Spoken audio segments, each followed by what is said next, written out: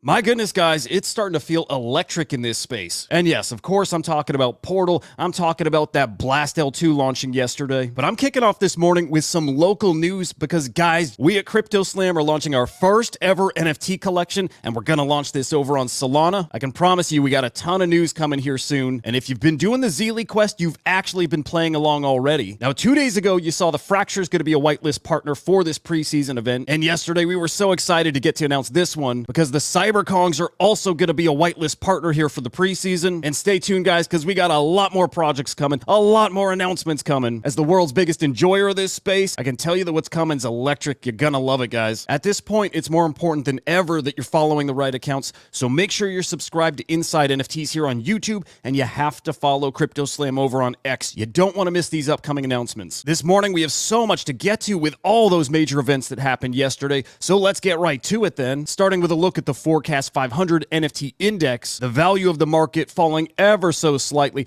down in the red this morning, 0.01%. And at this stage of the game, I think you know what affects the value of NFTs more than anything. And if you guess the prices of crypto, yeah, you nailed it. You've been paying attention. Now, instead of showing you the daily sales numbers like we typically do, well, I'm still going to show you some numbers, but I want to teach you something about the website. Here on CryptoSlam.io, you look at the top of the page and you do see NFT sales volume. You see buyers, sellers, transactions, all the stuff we talk about. But what's different here than on the main page we look at is this is showing you the rolling period. And what I mean by that is if we're looking at 24 hours of sales, it's literally right this moment and back 24 hours. So you can see right now the rolling 24-hour period, we're at 65 million in sales. Guys, we have not seen a number that big this year at all. And you have to go back to the beginning of December, I believe, to see similar numbers. Now, this rolling period, interesting because buyers is trending down while sellers is trending up. And this is where I got to start to wonder, is Blast starting to leech from this ecosystem? Now, Blast is going to have NFTs too, and those will be tradable, well, somewhere big. We're going to get into that in a moment. But for now, a look at your top NFT collections, of course, on CryptoSlam. The General Ordinals collection is your #1 collection, almost 10 million in sales. Man, oh man. They're followed by the Nodemonkes, Pandora, the CryptoPunks, Creeps, Parcel HOA, the Bored Ape Yacht Club, D-Market, Transdimensional Fox Federation, and the Fraganas are rounding out the top 10. Bitcoin sales up almost 73% here. 27.5 million sales puts them at the #1 spot yesterday. They're followed by Ethereum, Solana, and BNB Chain. Your top NFT sales, basically all CryptoPunks again, but check this out, guys. I think we're about to see some historic CryptoPunk sales coming up. That ultra rare alien punk here, number 3100, well, that one right now has a bid of 4,250 ETH. Guys, that is $14.7 million.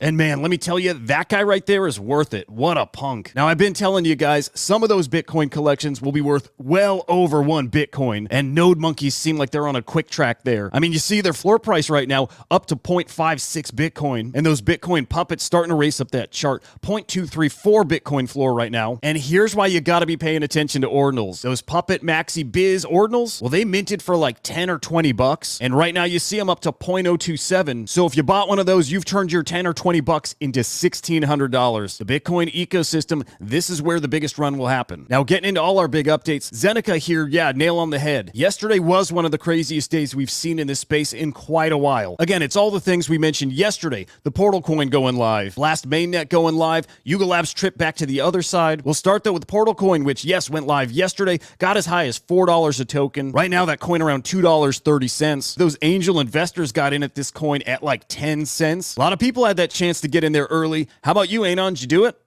But really, the biggest story yesterday was Blast Mainnet going live. And when it went live, it unlocked $2.3 billion in funds. And of course, degens being absolute degens, Blast was supposed to go live in the afternoon. But all of a sudden, people started noticing that there was action over in the Blast ecosystem. It turns out these degens found the RPC. They figured out how to connect over to Blast before it was officially announced. They start bridging over their money and they start trading tokens. So yesterday morning, again, before things were supposed to be live, there was already 3 coins at least that had a market cap over $1 million.